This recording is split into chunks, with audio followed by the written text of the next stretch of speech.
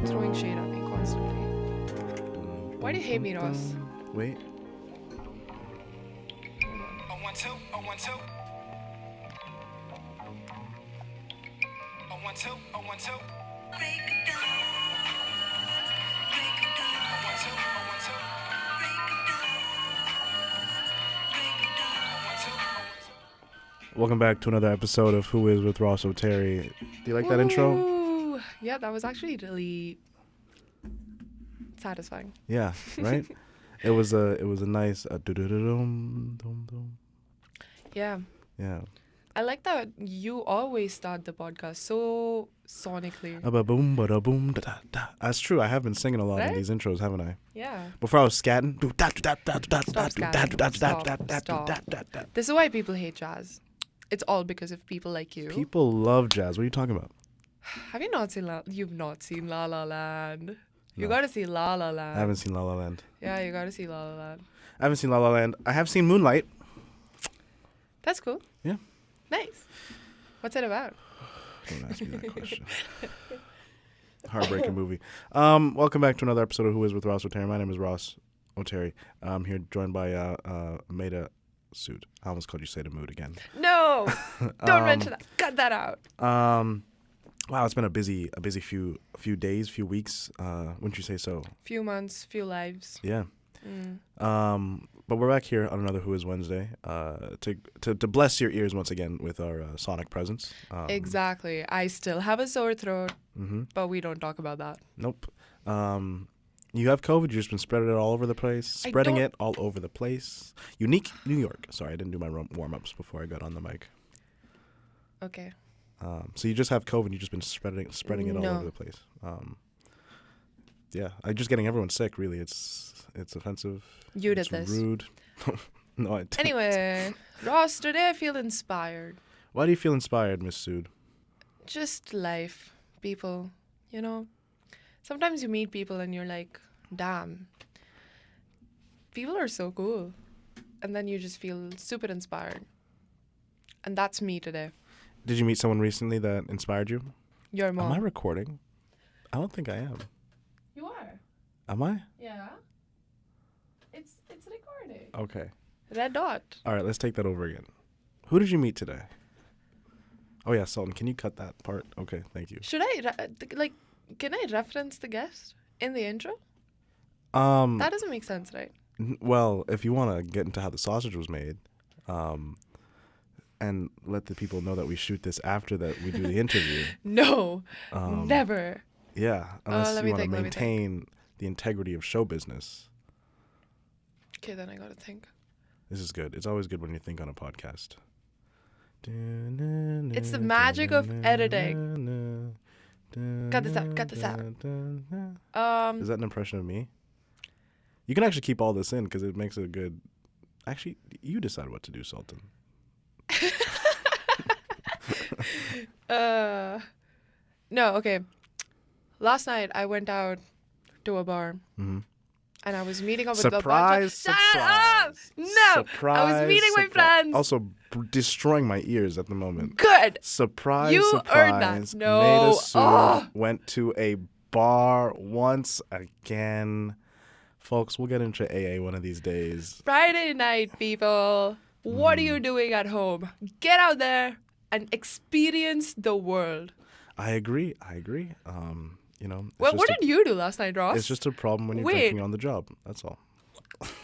Whoa.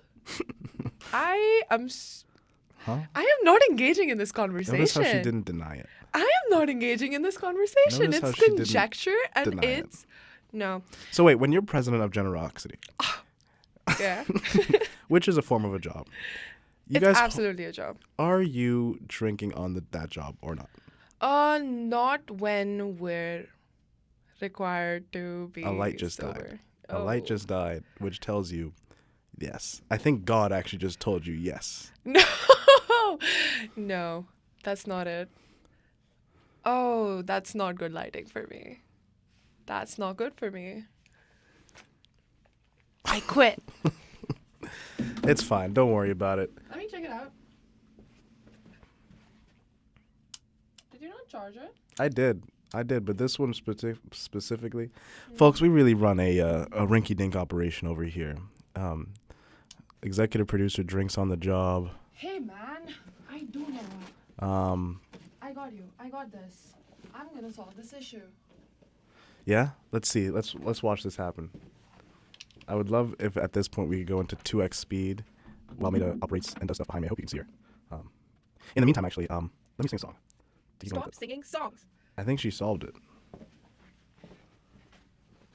Just in time, just before my song. Executive producer. Um, Do you think I could do this if I was drinking on the job? No. Which tells you I'm not drinking on. This was a test. I think alcohol might be your superpower. Anyway, yeah, generosity. We pregame all our events. Wonderful, wonderful. Just it's like Pinocchio's nose. It really is like Pinocchio's nose, where God. anytime you tell a slight little lie, boom, your light goes out. And mine's perfect because I don't lie. In fact, I am perfect. No, I'm not perfect. I'm just really good. Does it not work while it's charging? Because it's definitely charging. I mean, maybe you should take a seat and we can test out if you lie or not. What the hell? That wasn't a lie. The question was, do you drink on the job? Now, Generosity holds fundraisers. Yeah. At the fundraisers, do you drink alcohol? Yes, everyone does. Because we're also there to have a good time. So we drink enough to have a good time, but like, Your Honor, I rest my case, and her light dies just in time. And with I hate this game. And with that, I would love to introduce our guest. After her light dies for a third time, folks. I shit you not. I shit you not. And it's not even as if it's like dead and it's not working. Like, that was on for a while until you started to lie a little, the easiest little bit. There Folks. is no coming back from this. On I today's would like episode, to say to my digital footprint, I'm sorry. it's To already future cooked. me, I'm sorry. Mm-hmm. To past me, hell yeah. Had a good night. Present me just says that homemade lie detector tests are not valid, and this is a farce. And don't believe everything you see on the internet, folks. This is all a bit. It's all a bit. You know what? And I'll say as my closing statement to the council, or the judge, sorry, the light don't lie. This is my version of the glove don't fit. You must have quit. The light don't lie. Maydha's No got way. You alcohol just in made her an eye. OJ ref. R.I.P. OJ. Today's episode of Who Is With Ross Oteri, we have a filmmaker, a documentarian, an incredibly hard worker. Please welcome to the show, Ansel Tan. Welcome. Crazy segue. Ansel Tan, welcome to the show. Thanks for having me on the show, man. Yeah, we just jumped right into it over here. I didn't expect that, but okay. Ansel, we always start with one question. Who are you? Shit, man, trying to figure that out. That's a loaded question, man. I guess. Sorry, I'm a No, you're chilling. No. You're chilling. Well, I'm a filmmaker. I'm a writer. From Calgary, Alberta. I'm a student at UBC. Man, I wear many hats. I'm a. Got one on right now. Yeah, I guess so. Yeah, kind of do a bit of everything, and yeah, whatever piques my interest. I'm a friend. I'm a son. I am a boyfriend. So yeah, there you go. A good one? I hope so. Yeah. That's Hell not yeah. for me to judge, though. Hell yeah, that's the right answer. Probably a good one, just because you said that. Yeah. I believe it. Okay. I mean, shit, we got a lot of places to start. Calgary. I know, yeah. Fella just as myself. I know, yeah. Fellow Albertan. That's yeah. what I say. It's kind of weird being on this side, huh? Yeah, it is. Yeah. It is, yeah. Did you come out here just to go to UBC? Primarily, yeah. I wanted to live in a bigger city, I guess. Was the motive for moving out here, and I was like, I got a scholarship from the University of Toronto actually, which I could have gone to. Montreal was on the table as well. But it's just something about Vancouver, man. I want to stay close to home, stay close to nature as well. Yeah, so that drew me out to the coast, and yeah, I've been here ever since. Hell yeah, yeah. I mean, where to start? Calgary, like growing up there, interesting place. Not how people describe it. Yeah. How do people describe it? That's the thing. I feel like people think of it as straight, like hick country ass, you know? Yeah, a little bit. I think I certainly grew up in the part of Calgary that lives up to the stereotype. Like I lived way out in the suburbs. It was all my buddies had the accent and all played hockey and all that. But yeah, I guess like the city itself is pretty it's pretty liberal. There's quite a nice like pretty diverse scene going on. Yeah. Yeah. Which part of Calgary? I was in the southeast. I was in a community called Mahogany. Hell yeah. Yeah, way deep south. But yeah, as far as like school went, I actually went to Bishop Carroll High School. Shout out Bishop Carroll. Yeah, man. Shout out Bishop Carroll. Yeah. Maydha and I were just talking about. I used to run a podcast at Bishop Carroll. It was like one of my just like a pet project. I started like doing the announcements as I called it a podcast or called it like a radio show. And then slowly from there, we just started doing a little podcast about the school and about it was like a self-directed school. So we started like chatting about that with my friends and everything, and the transition from junior high into that sort of mode of learning. So that was fun. I mean, it's just What was that experience like? Like being at the school or the No, I mean like particularly doing a podcast like about that transition. I mean, I just got like I don't know what I was doing, man. Like we were just like recording on our phones. I had like access to one microphone that I didn't even know like how to sync, and I would just like record on QuickTime and then get everyone else to like record with their AirPods or whatever, and just like whatever like thing they had. And it took forever just to like edit it together and everything, but. I mean, I think it made for something really cool because it was it's a unique school, right? Like for those that don't know, I guess it's a self-directed school, so we don't have classes, we don't have really like structured high school forms of learning. It's like it's very similar to university actually. So there's a lot of like there's a real culture that builds up behind it, like just you being like a self-directed learner or something. So there's a lot to talk about there, and it's just like such great memories, man. Like I get like all fuzzy thinking about it, but yeah. Yeah, I mean, I went to a similar style of school and masters. Yeah. Where it's like they kind of instill you with this like ethos. It's kind of hippy dippy, but it's kind of cool at the same time. Where you're kind of in charge of your own like nourishment and learning in a sense. When you're doing like film stuff, because a lot of that depends on you being like a self-starter and like kind of making your own opportunities. Like, do you think that translated there? I think certainly, yeah. No, it was one of the greatest things I've been a part of. I think it's like I have to credit it for so much of like who I am now. I mean, I kind of just a lot of my film stuff has just been like these opportunities I get like 90% luck, I think.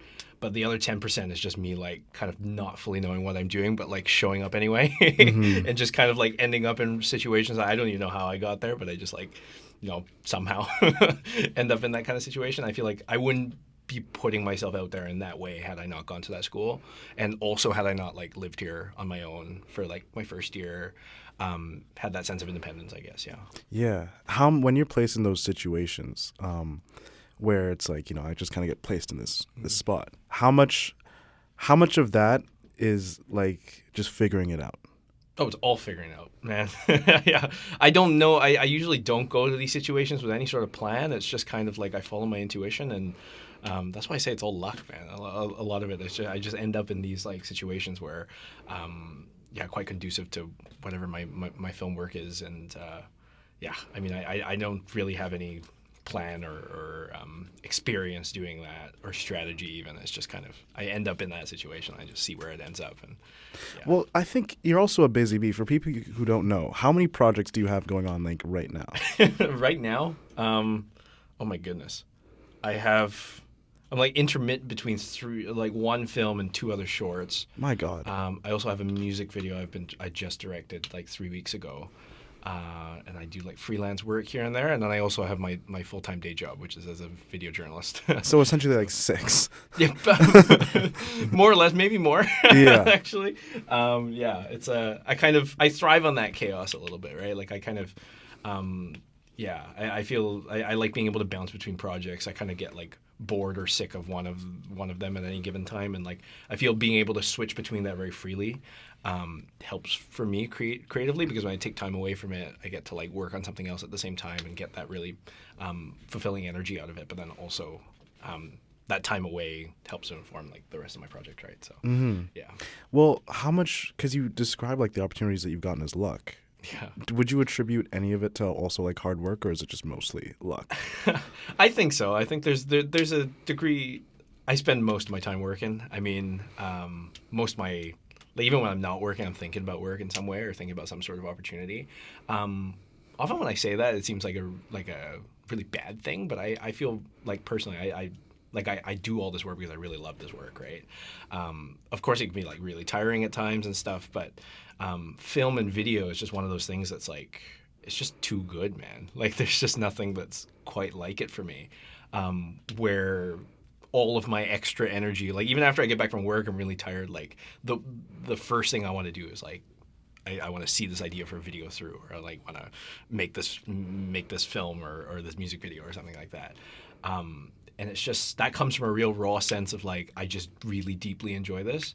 I think the other thing I have to credit is just, I have a bit of a, I don't really have the like inhibitive impulse for a lot of people for like what other people think. Or, what do you mean by inhibitive impulse? Bit, like I kind of just don't think about sounds bad, but like as far as like a social norm or something goes, like a lot of people would be like, oh, like I don't want to go up to this person and start talking to them because maybe I'll make a fool of myself or whatever.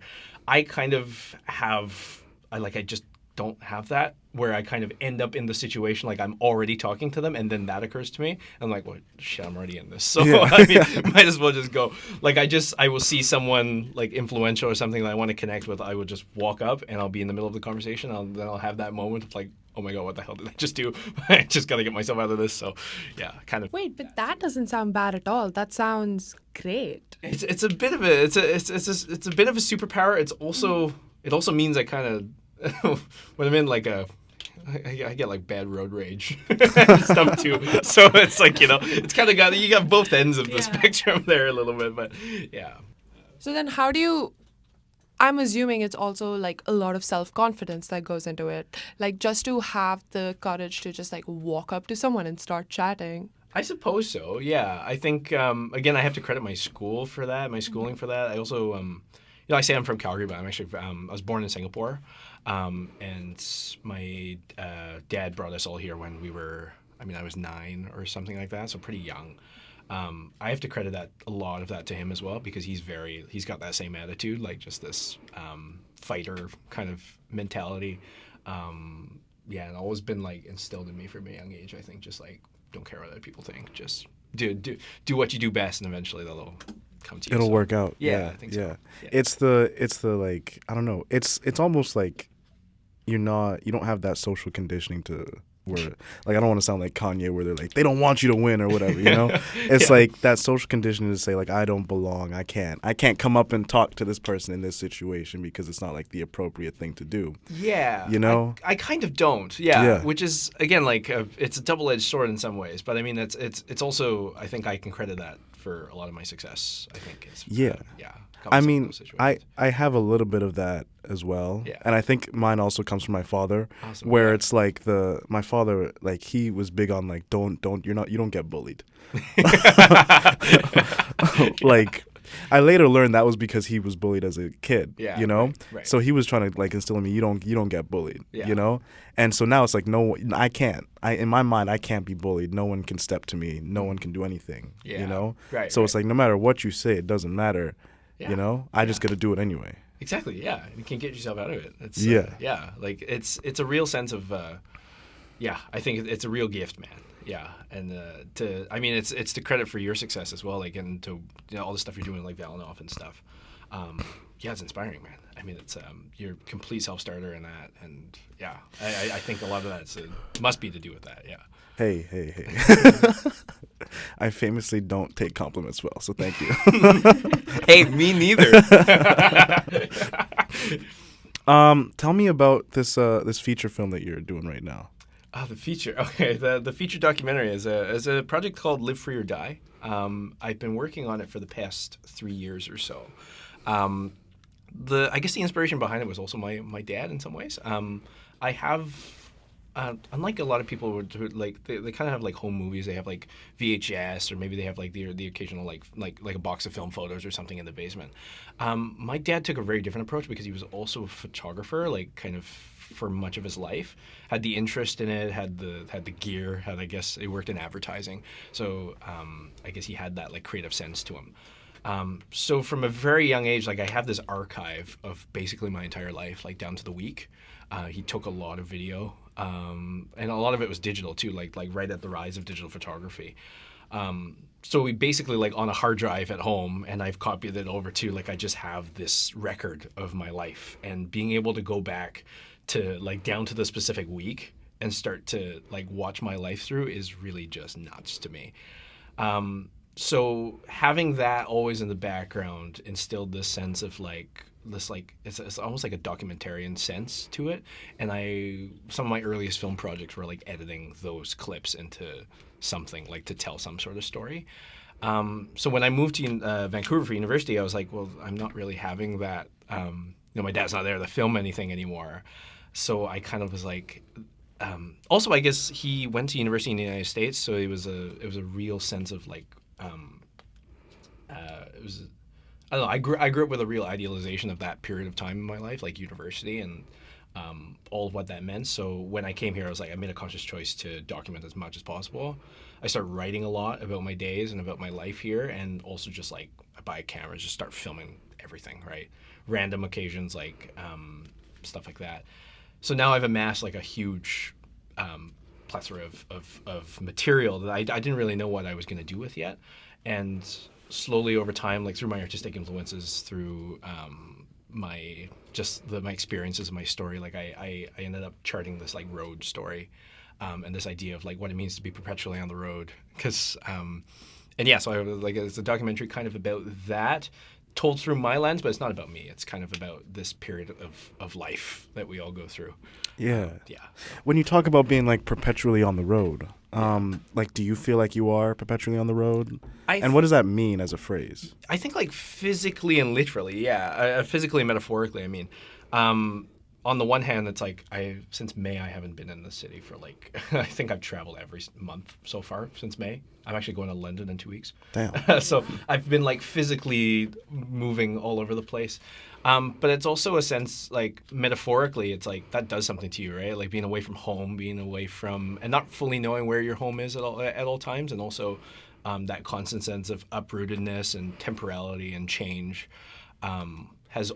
was really part of my life when I moved to university, but has always been part of my life in some way. Like as being born in Singapore, having a dad that's like so international, and my parents are so international and so like cultured in that way.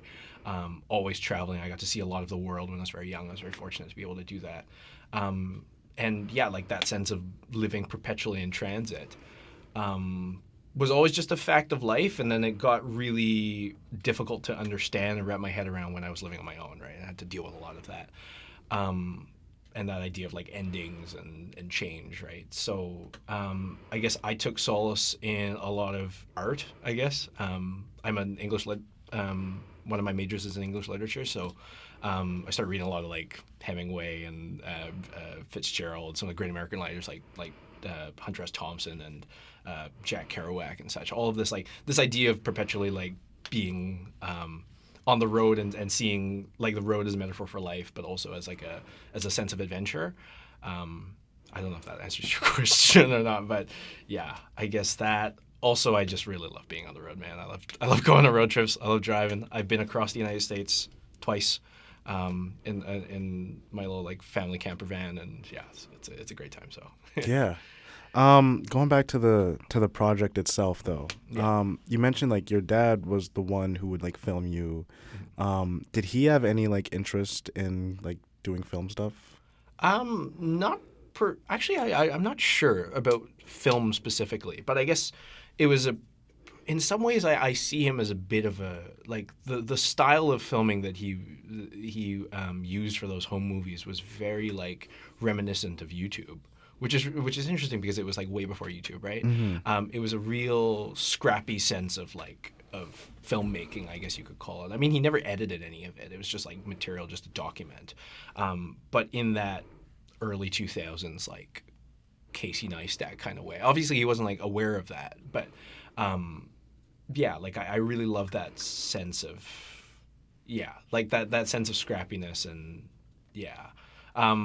as far as I don't think he ever had interest in working in the film industry specifically, but he did work in advertising as like a creative director. So he was often on set and working with clients and like coming up with these ad campaigns and stuff. So yeah.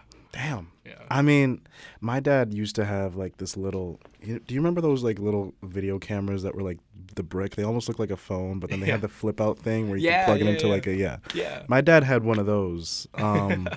Like that was his like little thing that he would use, his little toy, I guess. I don't know. That was sick, yeah. Yeah, it was like a little. But your dad had like a proper like camcorder. Not even, yeah. It's pretty similar to that. I mean, he would shoot on the point and shoots, like when the point and shoots first got video, and I'd be in like 240p or something like that, like 7 pixels is my entire life. But it was he would like shoot on those sorts of cameras, man. And it was like, yeah. I mean, there's a real sense of obviously he had like a DSLR. He was also really into still photography, but.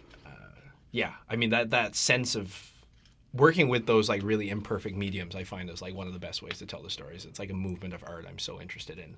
Tell me more about that. Well, I guess some of my biggest filmmaking inspirations. I didn't really grow up with like cinema, particularly. So I go to the Film Society meetings sometimes, man, and I'm like, I have no idea like any of these actors or directors that you're talking about, or I also don't have a film school education, so it's kind of I learned everything. I also didn't watch much TV or anything growing up. I grew up on YouTube, so some of my first like favorite creators in the world were always on that platform, and I guess it also coincided with a period of time on the internet where there was like a really like it's just this like perfect thing, right? And yeah, so like there's a whole school. I guess now we're starting to understand it in this like literary way, but there's a whole school of filmmakers online. Like Casey Neistat is one of the Neistat brothers, like him and his older brother Van. And the building that they occupied in New York City is called like the Dianne Fink School or something now. And it's like the Safdie brothers were in there, the Shulman brothers, and all of this. Like a style of filmmaking which made use of cameras that you and I have. The Neistat brothers, their first TV show was documented entirely on like mini DV tapes, just like cameras, exactly like the kind of camera that we were talking about. But they made a documentary out of that, and it was like some of the first people to really do that, right? And to break down the barrier of filmmaking as something that you require all this gear and you require all this like a big crew to do it. So that's like sense of that independence, that self-starter mentality, I've always found super inspiring as far as filmmaking goes. It's what I aspire to be, I guess. So, yeah. Yeah, dude, that's fascinating when you break it down like that. 'Cause like I'm a big like not so much now, but I used to watch a lot of Van Neistat when he came out, and I honestly think like I know brothers, whatever, but like I honestly think he might be better than Casey, at least his style. I think so. Yeah, I agree. Yeah. Yeah, because he also did stuff with I'm blanking on the guy's name, Tom something. Oh, Tom Sachs. Yeah, he did stuff with Tom Sachs as well. Yeah. Yeah, I mean that style. It's like it's DIY, but in a sense where it's like capital letters DIY, make filmmaking. Exactly. Yeah. Exactly. And it was, it becomes its own aesthetic, right? They were limited by the medium, but it ended up becoming this thing that was like so much bigger.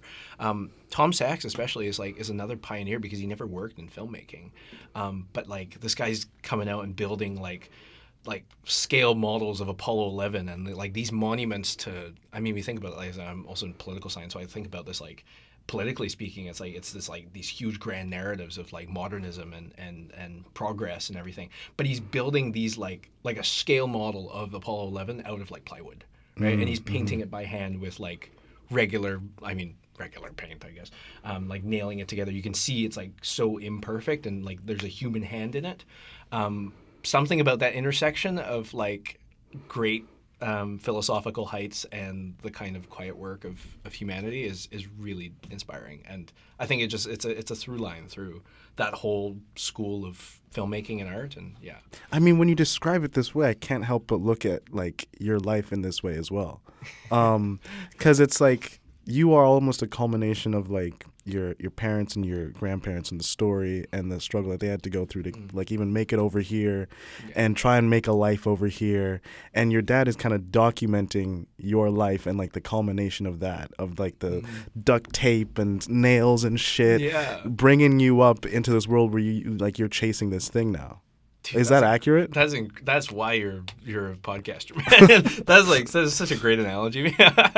And yeah, I mean, it's I see it in some ways like that, and I feel that's why I resonate so much with that movement. It's also why I resonate with I think a lot of the 20th century writers, American writers especially.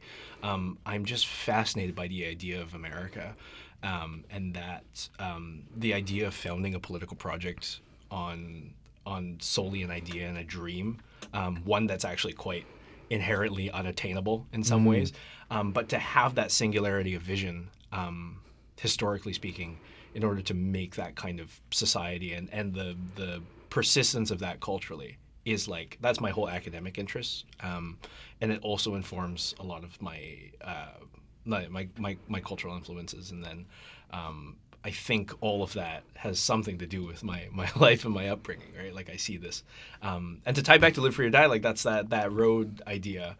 That's where that comes from too. It's this idea of like searching for independence. I mean the title Live Free or Die is from the Revolutionary War, right? It was a rallying call for soldiers and of the Continental Army. That idea is just like so fascinated me, and I thanks for saying that. Anyway, it's a huge honor, but yeah, I see it in that way sometimes. Yeah. I mean, it's fascinating. I don't know if you had something to. I'm just enjoying the conversation.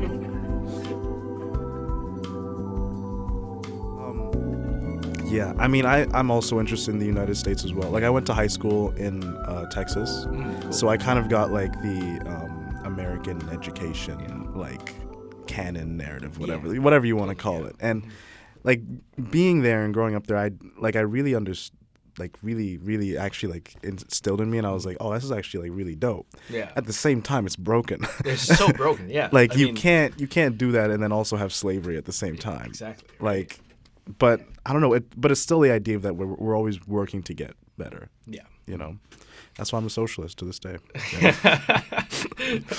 Yeah, man. I mean, it's just that. That sense of continual improvement, right? And then, I mean, as Thomas Paine is one of the founding fathers, he said that, like, we have the strength in this document to begin again continually, which I just think is like, you know, to found a society on that idea is had never been done before in history, and I think that solely for that, like that in itself contains both the potential for the worst parts of what it means to be American and the best parts, right? And it means that we can continually reinvent ourselves, like to be American. And when I say American, I lump Canada into this as well. I do it's too. Part of the same sort of philosophical project. I think it means that we can continually reinvent ourselves, right? And it contains this like continual power of like, and I don't know, it's been the story of my life. I mean, I look at that and I'm like genuinely emotionally moved by that. The idea that my identity can change at any time, and that it this idea of like constantly being on the move and being in transit all the time is like a process of continual reinvention, right? And that may never stop. I think but solely as a as a thing, it's pretty inspiring, and it's a good state to exist in, I think, maybe so. Yeah. Oof. That's a lot. Oh. Man. I did want to. I'm just gonna shift gears because that's fine. Like, because you got my gears spinning already. But I did want to shift gears to talk about like your day job and how you're kind of like you're scrappy and scrambling to still make this. I don't know if work is the right word for it. It is work, yeah. Well, I guess to talk about scrappy, I was at the end of my second year of university. Towards the end of the second semester, I was really I was a double major in English and poli-sci. I had like experience in film, and I had like the deep enjoyment and the passion for it.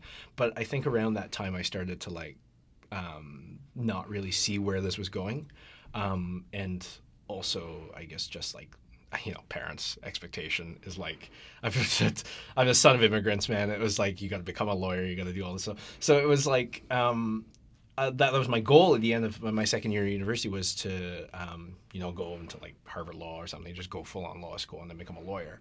The wake up call for me was that I applied to that summer I applied to like 43 positions or something, just basically to be someone's professional coffee server.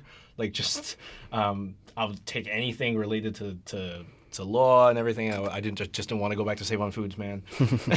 And I was applying just willy-nilly. And then I took a shot for two things, which I went to the UBC Career Fair. I remember I woke up on a Wednesday, missed my first class, woke up too late. I was like, damn, I got to make myself feel a bit more productive. I pulled my phone out, like checked my email. I was like, oh, there's the UBC Career Fair today. I was like, why not? I'll go. And I printed off a bunch of resumes, put a suit on, and walked into the career fair. And I met two companies there. Actually, I met Mini Village there. And I met another company called Authority Media. And after this whole process of like 43 applications and everything, only two people to get back to me were Mini Village and Authority Media.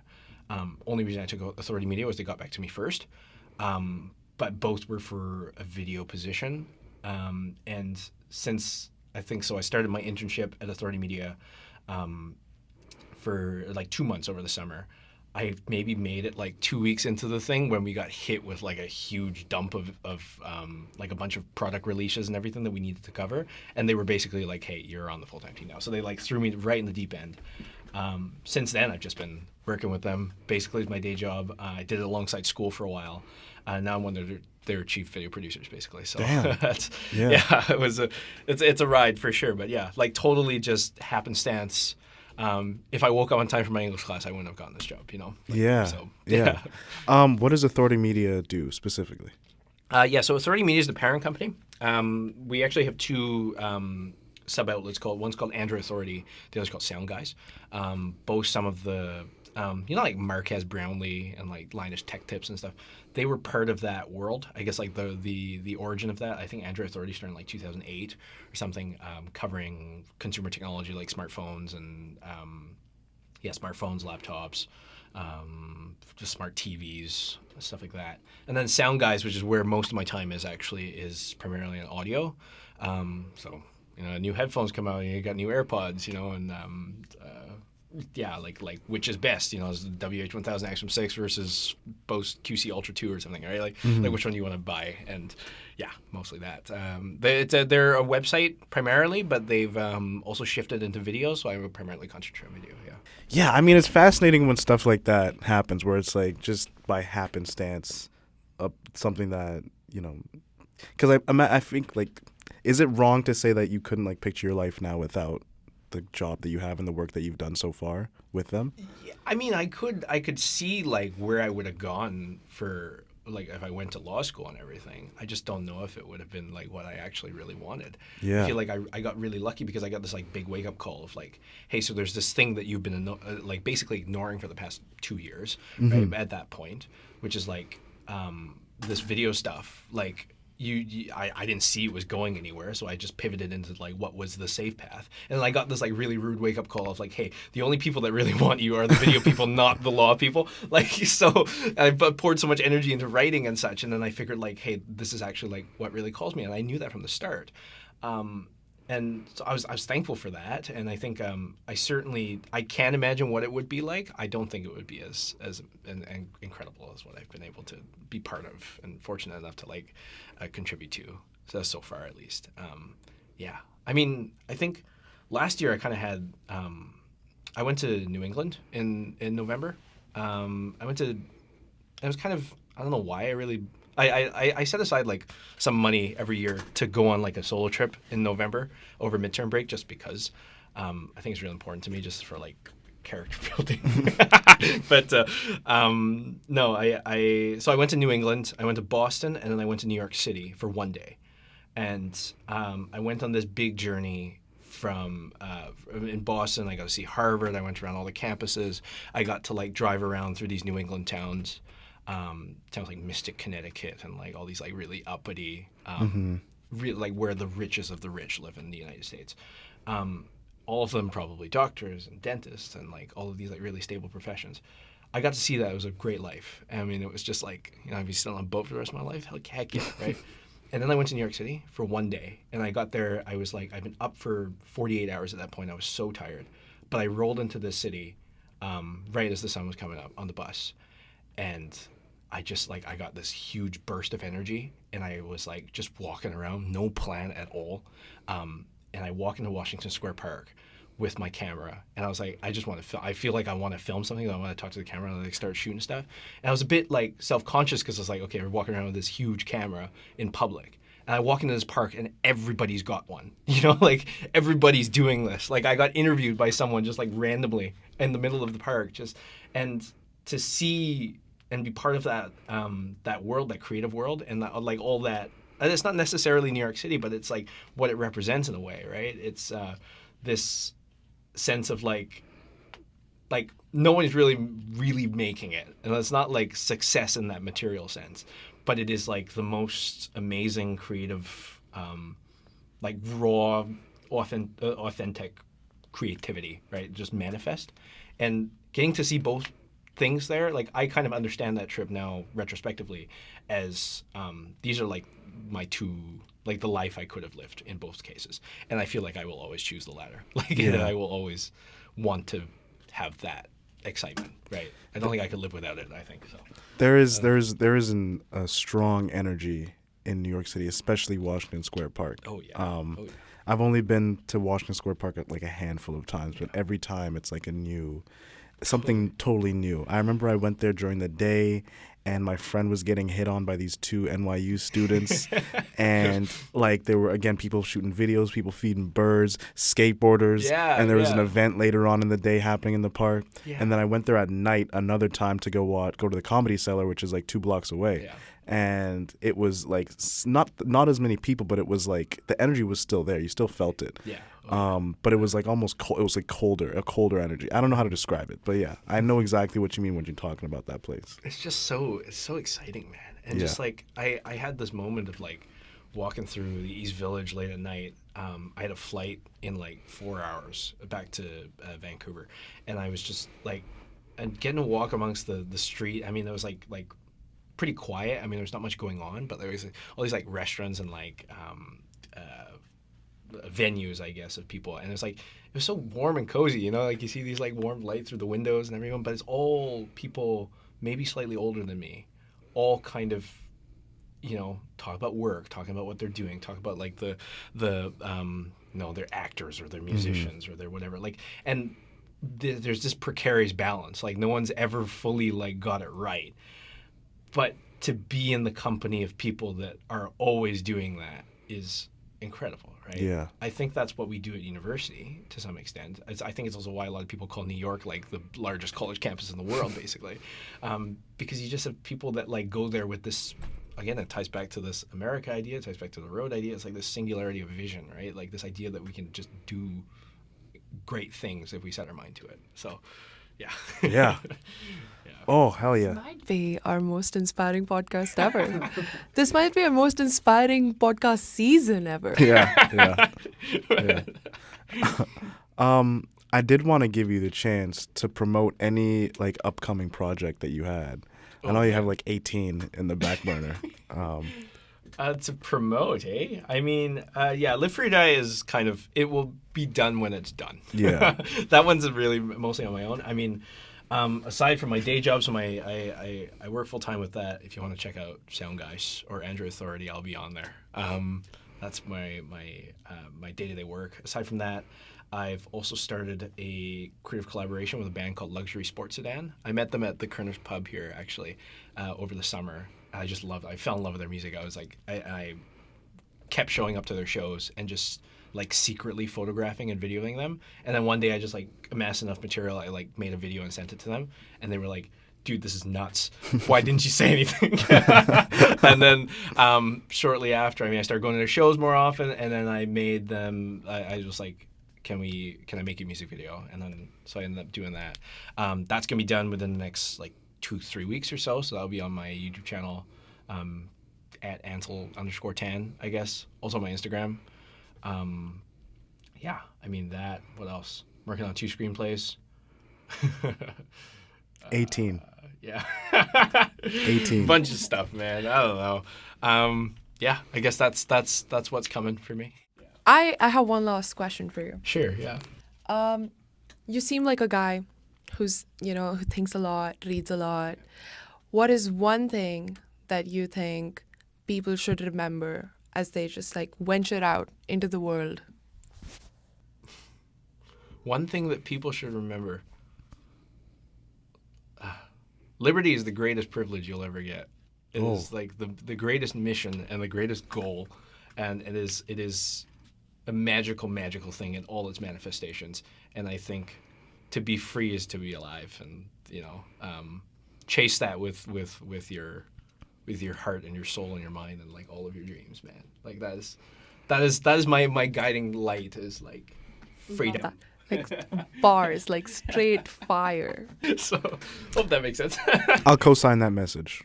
Live free or die. Good stuff, man. Freeloader. Ansel Tan, thank you so much for coming on the show. Thank you for having me, man. All your links will be linked in the description. Go check out Ansel's work. That's it. That's our show. Yeah. Nice. Awesome. Hell Thanks yeah. for having me, guys. This is amazing. Hell yeah. This is like such an honor. This has been a Valinov production. Who Is with Ross Oteri is recorded at CITR 101.9 FM on the traditional, ancestral, and unceded territory of the Musqueam people. The podcast is hosted and produced by Ross Oteri, executive produced by me, Maydha, edited by Sultan Sukarai, with graphic design by Heath Johnson, incidental music by Sean Henry Ikpa, and theme by Ethan Goring. We'd love to hear your story. Fill out the guest intake form and you too may be featured on the show. Bye.